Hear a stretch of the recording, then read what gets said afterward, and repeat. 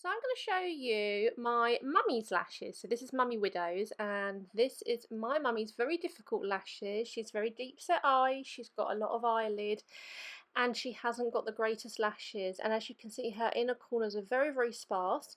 And the lashes that she does have, and you can see me coming over to the left eye here, are pretty much non-existent. They're very short, they're very straight, and they point downwards, which is not helped by her very deep set eyes where I almost have to climb on top of my mum's head in order to be able to lash her.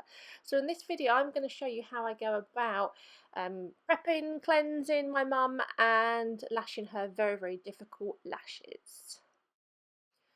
So here we go, we're going to work solely on the right eye, and here I'm using my lash cleanser and a cotton wool pad to cleanse my mum, and she's come in with clean eyes, so I'm using my lash cleanser to give them a cleanse. So although she says she's taken her makeup off, I always give a really, really good cleanse myself with my choice of oil-free makeup remover. And you can see here that the pads are actually coming up clean, so you're going to be thinking that actually these eyes are nice and clean, but you need to do another prep just to ensure that they are, because you will be surprised at how much gunk and makeup can actually sit deep into that lash line that you haven't actually managed to get. So here I'm using a lash cleanser, and so the same as what I had before, but I'm using these micro brushes to get right deep into the base of those lashes, and you can see how I'm almost scrubbing or squeegeeing the lashes, and we've got a little bit of black there that's come off, which is a bit of mascara residue that I've missed with the pad despite it coming up clean. And if we still had that on the lashes and we were to apply extensions, then that's going to compromise the bond. And you can see again that these are still coming up black despite me thinking that these lashes were nice and squeaky clean when actually they're not. And I'm continuing to carry on here by going deep into that lash line, and they are still coming up black. So it is actually a really, really good video to show you how much debris can be left at the base of the lash line and why we need to do this and keep replacing our micro brushes until these swabs come up completely clean, because only then do we know that the eyes are squeaky, squeaky clean, and we can then go ahead and start lashing our clients, knowing that we're going to have a good set of lashes there to place onto. And as we've got written here, repeat this cleansing until your micro brushes come up clean, then perform a final cleanse with a sterile saline solution.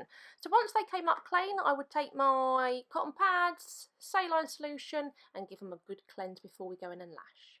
So here we've done our cleansing, we've got nice squeaky clean lashes, and we're going to go ahead and apply our under eye gel pads. Now I always like to use some paper tape, which I call my magic tape, because it's kinder to the eye than the micropore tape. So it's still nice and sticky, but it doesn't grip to the skin or mix with the oils like the micropore tape does. And when you try and get it off, especially an older client with thinner skin, it can actually be really painful. So we're going to use a combination of tape and pads, and here I've detacked it out of shot twice, and I'm placing it over the inner lashes here to help secure those inner lashes, which means that the pad that I'm about to use doesn't have a responsibility of securing all of the lashes. It only has the responsibility of securing the outer ones, because the tape is doing the job. And actually, because of the shape of my eyes, which are a little bit more rounder than my mum's at the bottom, pads don't fit me very well. I need two little bits crossing, so a pad and some tape crossing, so that I don't actually get the pad cutting up into my eye. And you can see here I'm just checking to make sure that that pad is not touching the eyeball. So now we're going to go ahead and we want to do our lash mapping. So I pretty much know what I need to use on my mum, but I'm just checking the length of the extension against the length of her natural lash. So I'm checking the longest zone, which was over the middle, and the inner and outers, which are going to be my shorter zone. So I was just checking with my lashes there to ensure that I'm not going to make them too long. So with the inners and outers, I never extend the length, I only match. And with sort of the middle of the eye or towards the outer area, I will extend just to add a little bit, sort of, you know, you just want a little bit of length there and a little bit of extension. And with my mum, because of her large, she's got a lot of lid going on, I know that I need quite a lot of length over the middle of her eye to come up and extend over her eyelid and go up towards her brow. And this is one of the reasons why I'm choosing to use the L Plus curl on her, because not only does the flatness of the base of the L Plus give great bond on my mum's straight natural lashes, but the flick at the end is actually going to help lift up towards her brow, and just give us a nice effect. So you can see kind of over the middle here, I've used quite a lot of length on my mum, which is a 12, but it's not too long that it's going to overload her. And then you can see me just drawing my zones in the other side. So from the 12, I'm tapering back down towards the inner and back down towards the outer. So started with the inner corners of 7, graduate up 8 to an 8, a 9, a 10, 11. Then we've got our 12 over the sort of the middle towards the outer corner.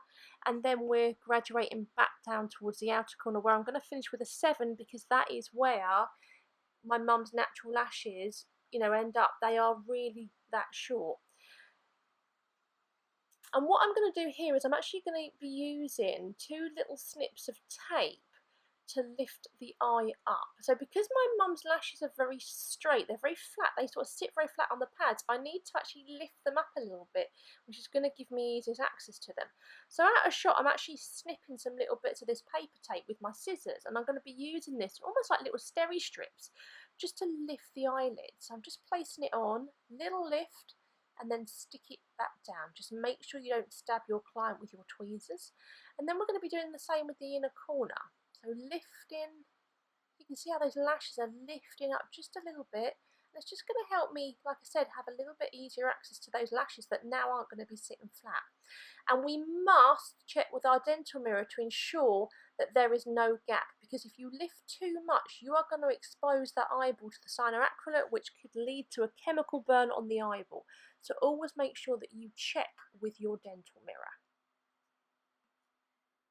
So now we're going to start lashing my mum, and we're going to be using 0.05 thickness volume lashes on my mum, because she does need volume, and in about 3 or 4D, just to keep it really lightweight on her delicate natural lashes. Now I do apologise for my head being in the way, because of my mum's shape of eye, the fact that her eyes are so deep set. I have to firstly have my mum right up the couch, so as high as I can get her. I have to tilt her head back, and I pretty much have to lean right over the top of her. So actually how you sit can all be dependent on the client that you've got in, and my mum is a difficult client to work on because of this, and later on my head will go out of shot, but you just have to make do with me at the moment. And I'm showing this in real time because I want to show you how long volume takes, and I will speed this up in a little bit. For the first couple, I'm showing you real time because volume is a time consuming process. And I'm making my fan out of shot, I'm getting my isolation, and I'm dipping in the glue and I'm placing it onto that natural lash. And I'm holding it for about 3 to 6 seconds. It all depends on that client, on what's going on during that humidity and the temperature during that day in your salon. And making sure that I get a good wrap onto that natural lash. So I'm not just plonking it on, but I'm placing it on, which we'll see in a minute, making sure that I've got a good attachment, and I'm doing a gentle sort of push downwards and back towards the eyelid, which ensures that that fan is going to encase that natural lash and give us really, really good retention. And like you said, you can see that this isn't speedy. You're not going to be able to do a volume set in 45 minutes to an hour like some people are saying, but this takes time. This is why we charge more for it. It's why it's a bespoke luxury treatment, because it does take longer. And with these fans that we've got here, I'm working really hard out of shot to make them perfect. So every single one is consistent. Every gap between each little 0.05 is exactly the same. And with the L Plus curl that I'm using here, you're going to see that sometimes the bases can look a little bit more, what I call a little bit more chunky. So they don't tend to have that deep V that you can achieve with a normal lash. But because of the shape of an L Plus, you do get like a longer base going on. Now there's no excuse for it looking like it's got a T-bar at the bottom. It's still got to have a nice pointy base. But you do, like I said, get that longer base. And actually, I personally quite like that because it gives that darkness through the base of the lash line. Something that my mum does need because she lacks that, because her lashes are quite gappy and they're quite sparse. So it does work really, really well on my mum. And I must say, these L Plus curls are one of my favourite for this type of client, especially on my mum where she needs that good contact point because her lashes point downwards, but that lift to come up and extend from the gap that she's got between her eyelid and her eyebrow. So what I'm going to do now is I'm actually going to speed this video up so that we don't bore you, so that you can see what it looks like to start building this set and creating a beautiful set of volume.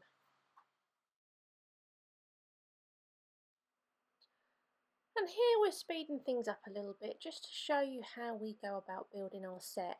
And have you noticed how I never ever place a volume fan next to each other? I always space them out because I want to make sure that I am nowhere near the fan that I've just placed, because despite the glue curing very quickly, now, eyelash glue technically takes up to 24 hours to cure properly, so we kind of want to avoid it, especially when it's like brand new and wet. So I always make sure that I'm building an even structure of lashes, and it also means that I don't ever have to lash to 100%. Now on my mum I do, because she's got very few natural lashes anyway. But on a lot of clients, you might not, in the time that you've got, be able to lash to 100%. So by building an even structure of lashes and making sure that you're placing them evenly within the lash line, it means that you don't have to lash to 100%. And again, our set's about creating aesthetically pleasing sets, not always lashing every single lash that you've got there, because you could be there for hours and you could overrun into another client. So by building your structure, you're always going to be able to dictate yourself how much fullness you want to build, as well as the time that you've got before you've got to get a next client in. And you can really start to see now how the set comes together, and this is the bit that I really love, is, first of all you're sort of putting your fans in, but then after a while you really start seeing it coming together. And you've probably noticed I switch glasses here, so I do work between the two. I've got some close work glasses that are prescription. I don't need glasses, but they are prescription, and some of these magnifying glasses, and again I do switch between the two just depending on how I'm feeling.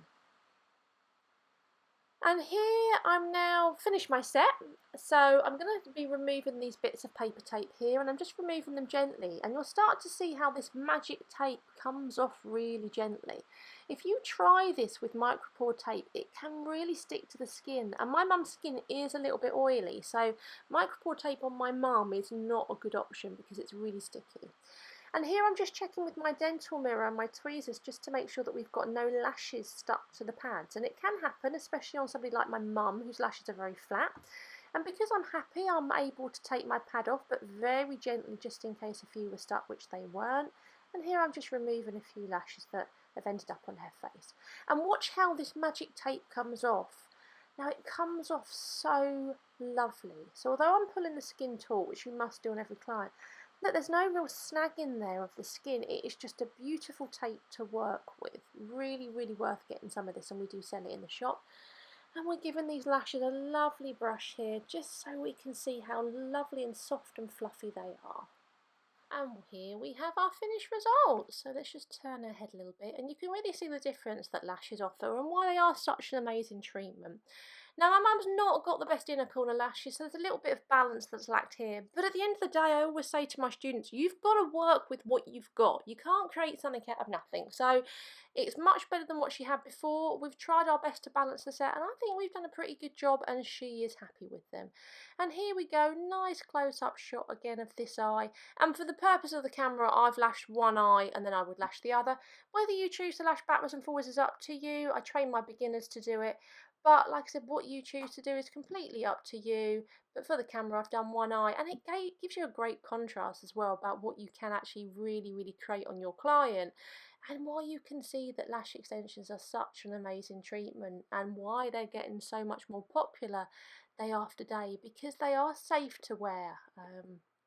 Yeah, they're safe to wear, and they just give women what they don't have. So hope you've enjoyed this one, just showing you that we do get difficult clients in there, not always young girls with lots of lovely natural lashes, thick natural lashes, but more so, the older client with straighter lashes that are a little bit more difficult to lash, because it gives them what nature didn't. So I hope you enjoyed that one.